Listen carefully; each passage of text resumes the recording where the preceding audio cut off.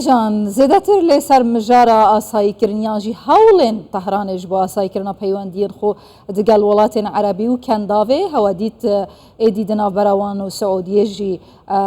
هاتنو چونا وزیرین در و دست بکریا بالیوس خانه وایاتین وکرن لی دیسا جی دکارن بجن به باوریک دناف برده هیا به تایبتی دناف تهران و ریاضه ام جهله که دهلین هری داوی وزیر در و ایرانی سردانا قطری و جالیه کدن و باورم عمانت که زیاتر لسروی مجاری رد واستین به تایبتی پشتی سال 2016 دماولات عربی و کنداو پیوندین خود گل قطر قط کرن جبر گلک سدمان نخوازم بکوین ناوی ایدی زیاتر دوحه و طهران نزیکی هف بون اف پیوندیه دکارن برفرهتر ببن بو کیجان آستی ممکنه اف پیوندیه باوریا دناف برا دوحه و طهران دا وابکتن کو باوریا زیاتر دناف برا طهران ولات عربی و کنداوی دا دروست ببیتن یا نه جه جای جلیل آزادی خواست چاودر سیاسی جه امریکا ایده پرسن هجای جلیل گلک بخیراتی کردستان 24 همیشه طهران جبو ولات عربی و کنداوی جه گمانه بتایبتی در حق دستوردان وان دولات عربی میناک ام بیجن یمن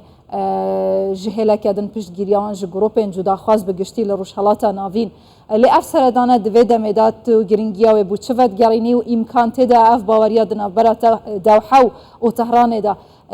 برفرهتر ببیتن جبولاتن دین عربی جی زۆر سپاس و کاتتان باش لە ڕاستیە ئەگەر ئێمە چاوێک بگێڕین بە بەرنامەی دەوڵەتی ڕێیسیدا لە ماوەی هاتنە سەرکاری خۆیدا تاوەکو ئێستا جگە خەڵقی قەیران و کێشەی بەردەوام هەم لە ناوچەکەدا هەم لە جیهان پرۆژێکی کە و بەرنامێکی سەرکەوتووتری نەبووە بەڵام ئەم کرانەوەی لە نێوان عەرەبستانی سعودی سەرەتاچوون عەرەبستانی سعودی وەک چەقی پەیوەندیەکانی دنیای عەرەب لەگەڵ ئێراندا وایە لە ڕاستیدا بە جۆرێک لە جۆرەکان دەکرێت بڵێن جۆرێک سەرکەوتن بووە بۆ دەوڵەتی ڕێیسی کە توانیوێتی تام ئاسە بچێتە پێشەوە دیارە دەزانین نێوەندگیری چین و رووسیا دەورێکی زۆر گەورەیان هەبوو لەم پەیوەندێداواوان توانیوانە تا ئاسێک زەمینە ڕەخسێن بن بۆ بابەتەکە بەڵام لەگەڵ هەموو ئەمانەدا کرانەوەی نوێنەرایەتی و بژانەوەیەکی تەقریبەن ئاسایی ئابووری بە ئێمە ناڵێ کە دنیای عەرەب و بە تایبەتی وەکو خۆتان باستان کرد بە تایبەتی تر وڵاتانی کەندا و بەرەو بژانەوەیەکی بەرفراوان دەچێت تاوەکو کێشە بنەمای و بنەڕەتیەکانی نێوان عەرەبستانی سعودی و بە جۆرێک نوێنەرایەتی دنیای عەرەب دەکا لەگەڵ ئێران چارەسەر نەکرێت ئەو کێشە بنەڕەتیانە کێشەی زۆر گرنگن بەو ئاسانی چارەسەر ناکرێن بۆ نمونە کێشەی ئاسایش هەیە لە نێوانیاندا کێشەی سیاسی هەیە لە نێوانیاندا ئەگەر ئێمە ئەوڕێک لە کێشە سیاسی و کێشە ئاسایشەکانی نێوان عەرەبستانی سعودی و دنیای عەرەب بەگشتی بە تایبەتی بدەینەوانێ پێم وانییە بەستەرێکی هێندە گونجاو ئێستا ڕەخسابێ بۆ ئەوەی کە بڵێن ئەم پەیوەندیانە دەتوانێت بە تەواوی چ لە عومان چ لە قەتەر چ لە وڵاتانی کەندا و چە بەگشتی لە وڵاتانی عەرەبیدا دەتوانێت پەیوەندەکان بێتە ئاستێکی خوازراوە چون ئاستە خوازراوەکە لە ڕاستیا بریتە لە چارەسەرکردنی کۆی کێشە سیاسی و ئەمنیەکانی نێوان وڵاتانی عەرەبی مەسئلەی ئیسرائیلی تێدایە کۆمەڵێکی کەشێک کە زۆر گرنگن ئێران و عەرەبستان زۆرانبازیکی گرنگیان هەیە لەسەر پێشەوایەتیکردنی دنیای ئیسلام دیارە ئێران بە ئیدۆلۆژی تایبەتی خۆی و وڵایەتی فەقێەوە عەرەبستانیش بە گفتار و بێژەمانی تایبەتی خۆیەوە و شەڕێکی قورسیش هەیە لەسەر نوێنەرایەتیکردن بە تایبەتی بوونی ئەمریکا لە ناوچەکە و هەڵوێستی ئەمریکا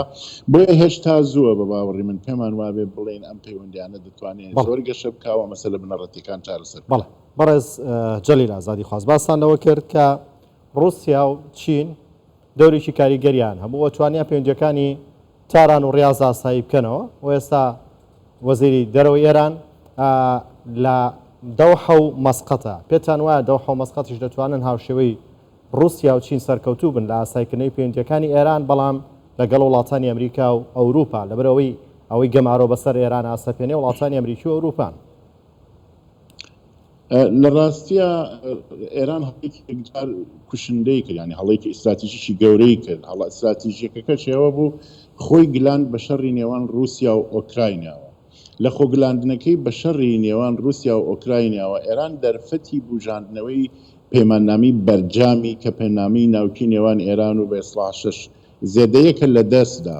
و چون لە دەستیدا ئێستا بەردەوام هەوڵی ئەوە ئادا کە جێگرەوەی بۆ بدۆزێتەوە. مەسان ئێستا خۆتان ئاگادارن ئەمریکایەکان و ئێرانیەکان بە جۆرێک لێک تێگەیشتن گەشتون کە ئەم جۆرە لێکتێی گەشتە کۆمەڵی شتی بە دوای خۆی داهێناوە بۆ نمونە یەکێک لەو شتانی کە داوایان کردو لە ئێرانیەکان دەبێت لە یەمەن بچێتەوە. یەکێشتە لەو شتێک کە ئەمریکایەکان داوایان کردو لە ئێرانیەکان دەبێت دەستێوەردان نەکات و نیرۆپراکتیسیەکانی خۆی کۆ بکاتەوانێت. یەکێک لەو شتانی کە داوایان کردو لە ئێرانیەکان دەبێت ئاستی گەشەکردنی چکی ناوکی لە ئەو دۆخەی ئێستایدا ڕابگرێت تا چارەسەر دەکرێت. ئەمانە مەسئلەی گرنگن لە ئێراندا بەو ئاسانیە ناکرێ ئێمە چاوەڕێی ئەوە بین کە ئێران دەکشێتەوە لە یەمەن، دەکشێتەوە لە عێراق، دەکشێتەوە لە باشە هێژە جەلیل ئازادی خواست ئەگەر بەوان ئاخفتنا بیتێن جەنابێ هەوا دبێژیتن ئانکم مەها هەنگیڤینی یا دەناوبەرە تەهران و ڕیاضێ گەلک ناکێشیتن ئەمویش هێلەکێ بهێلن کو تو دبێژی ئیمکان تێدا نینە یانجی گەلک زەحمەتە ئیران پابەندی وان شەرت و مەرجێن سعودیە بیتن ji hêleke din eger em berê xwe bideyne dîrokê ji serdema rijê maşa û hebêjin heta roja evroketenê sala 2011 nebîtin dema şoreşa welatên Erebî em bêjin bihara Erebî dest pê kirî peywendiyên di navbera Qetar û Îranê her baş bûne gelek rêkeftin hatine kirin her du jî endamên OPECê ne. قەتەر divê navberê de çawa dikarîtin harîkariya Îranê biketin di van gemarûyên aborî de her wiha ji bo sistkirina van gemarûyên welatên Rojava Amerîka bi taybetî li ser sepandîn hember çi ji Îranê dixwaze Qeter؟ لە ڕاستیە قەتەر گرانیگای پەیوەندیەکانی جیهانی عەرەبیا کەندا و ئێران ئەمە مێژوویەکی دروست و ڕاستە.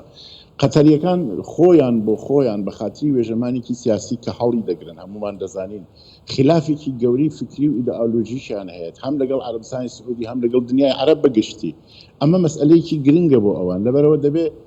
بە حقات ئێمە ئاگاداری ئەو مەوزوعانە بین کە لە نێوانیاندا دێتە پێشەوە. بۆیە من پێم وایە کە ناڵێم ئەمە مشکل ناڵێم ئەمە ئەسڵەن سەر ناگرێەوە ئەسڵەن ئیمکانی نییە بەڵام ئەوڵەن قەتەر پەیوەندەکانی لەگەڵ ئەمریکا لە ئاستێکدا نییە کە پێی وابێ بە تەنایی دەتوانێت چارەسەری کێشەی نێوان ئێران و ئەمریکا بکرێت چون بەرهەڵ ڕۆڵی عەرەبستانی سعودی بەرژەوەندەکانی ئیسرائیل لەم پەیوەندێدا و ئەو پەیمانی کە بڕیارە دروست بێ ڕۆڵی سەرەکی دەبین قەتەر هەمیشە سوپاپی ئیتمینانێک بووە چ لە پەیوەندەکانی لەگەڵ ئیسرائیل و عەرەب چ لە پەیوەندەکانی لەگەڵ ئەمریکا و عەرەب. بەڵێ بەڕێز جەلیل ئازادی خواست چاودێری سیاسی لە ڤێرجینیا لە ئەمریکا و لەگەڵماندا بووی سپاس بۆ شرۆفەکانتان.